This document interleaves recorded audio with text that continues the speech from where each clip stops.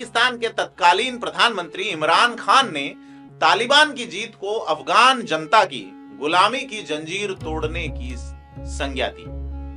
अब वही पाकिस्तान तालिबान के अफगानिस्तान में हवाई हमले कर रहा है। पाकिस्तान ये मान रहा था कि तालिबान जब अफगानिस्तान पे काबिज हो जाएगा तो भारत का स्पेस कम होगा, यानी कि जो भारत को खुली छूट मिल रही थी या भारत को जो अफगानिस्तान में अब्दुल गनी की सरकार के वक्त जो स्पेस मिल रहा था वो नहीं मिलेगा।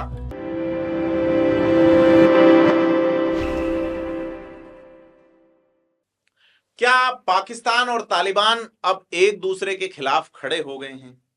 क्या अफगानिस्तान और पाकिस्तान के बीच नए तनाव ने दोनों देशों के रिश्तों को एक ऐसे मोड़ पे खड़ा किया है जहां से कोई रास्ता उन्हें बुलावा नहीं दे रहा? फेयर ऑब्जर्वर हिंदी के खास पॉडकास्ट में आज इसी पे बात करेंगे। नमस्कार, मैं प्रदीप हूं और आप फेयर ऑब्जर्वर हिंदी देख रहे हैं। आपसे अपील है कि चैनल को अगर आपने अभी तक सब्सक्राइब नहीं किया है तो अंतर्राष्ट्रीय मुद्दों पर खास नजर के लिए सब्सक्राइब जरूर करें। तो 15 अगस्त 2021, आज से 3.5 साल पहले हम आपको ले चलते हैं, जब भारत अपनी आजादी की वर्षगांठ मना रहा था। पाकिस्तान एक दिन पहले आजादी की वर्षगांठ मना चुका था।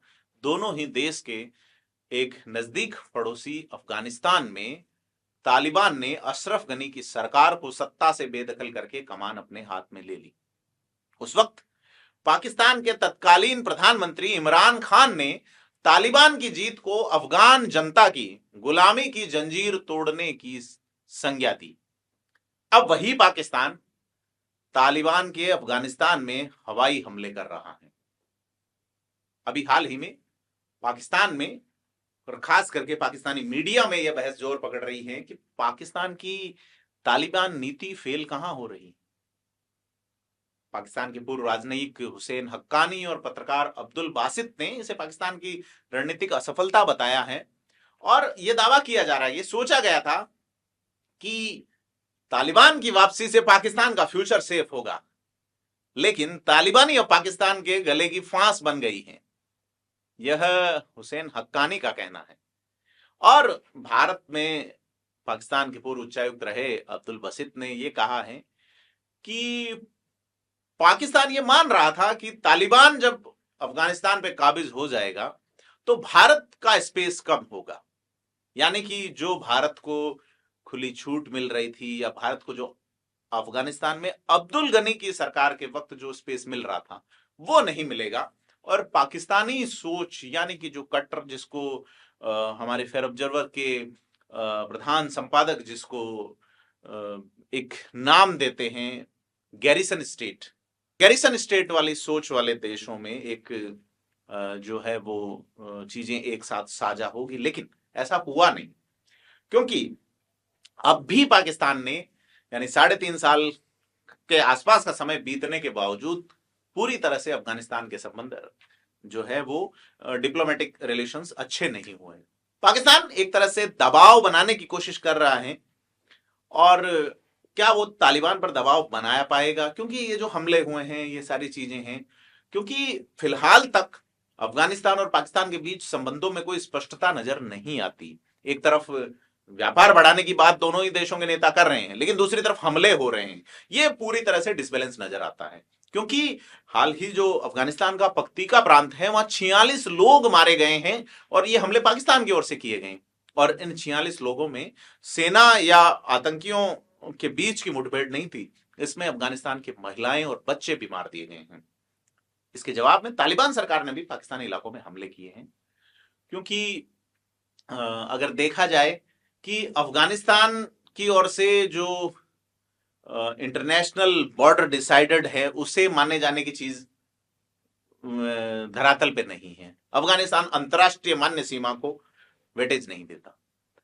और बड़ी चीज ये है कि वहां जो तालिबान पख्तून और अफगानिस्तान राष्ट्रवाद को लेके जो टीटीपी नाम का जो एक संगठन है वो पाकिस्तान के खिलाफ सरकारी तौर पे उकसाया जा रहा है या इस्तेमाल किया जा रहा है, ऐसा पाकिस्तान की ओर से उनके जो रक्षा विशेषज्ञ हैं उनका दावा है। और बड़ी चीज ये है कि जो कबायली जिले हैं और उनके स्टेटस की डिमांड भी है कि पहले वाला स्टेटस मिला नहीं मिला। तो कुल मिला के अफगानिस्तान की अंतरिम सरकार जो है वो ये चाहती है कि ये इलाका बफर जोन के रूप में हो और टीटीपी के लोग इसके अंदर हो और पाकिस्तान की रियासत का यहाँ कोई दखल नहीं हो।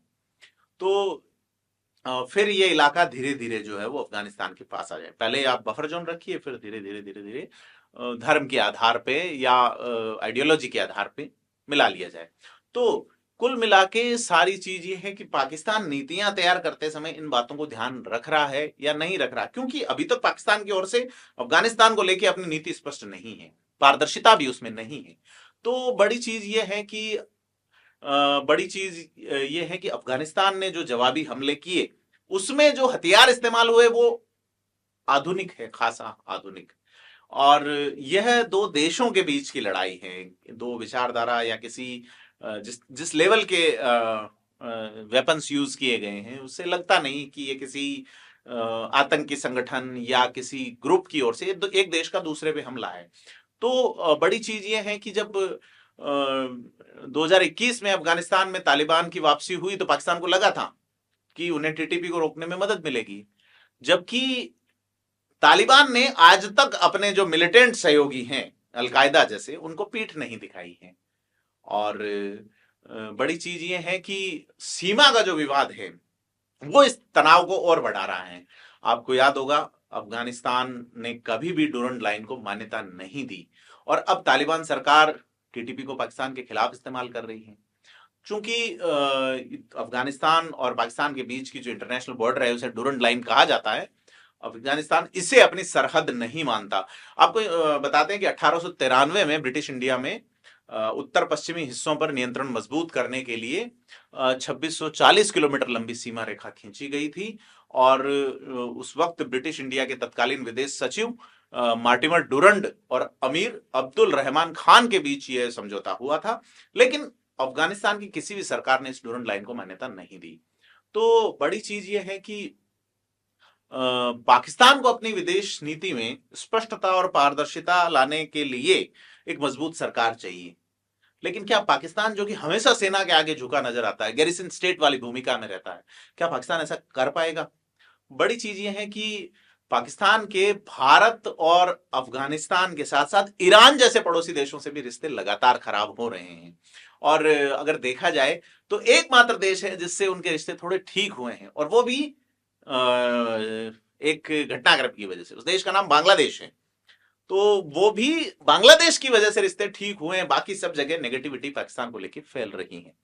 तो बड़ी चीज ये है कि बांग्लादेश में जो एंटी इंडिया भावनाएं, एक वही जो हम एक वीडियो में जिक्र कर चुके हैं जिसका लिंक आप ऊपर देख सकते हैं कि पाकिस्तान और बांग्लादेश यानी पूर्वी पाकिस्तान तत्कालीन और मौजूदा पाकिस्तान के बीच जो रिलेशनशिप बिल्ड हो रही है वो एक सोच की वजह से हो रही है, गैरिसन स्टेट।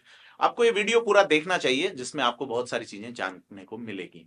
तो बड़ी चीज ये है कि भारत के साथ तो पाकिस्तान के रिश्ते रत्ती भर भी ठीक नहीं हुए और यही नहीं, अफगानिस्तान के साथ भी पाकिस्तान के रिश्ते और खराब हो गए हैं।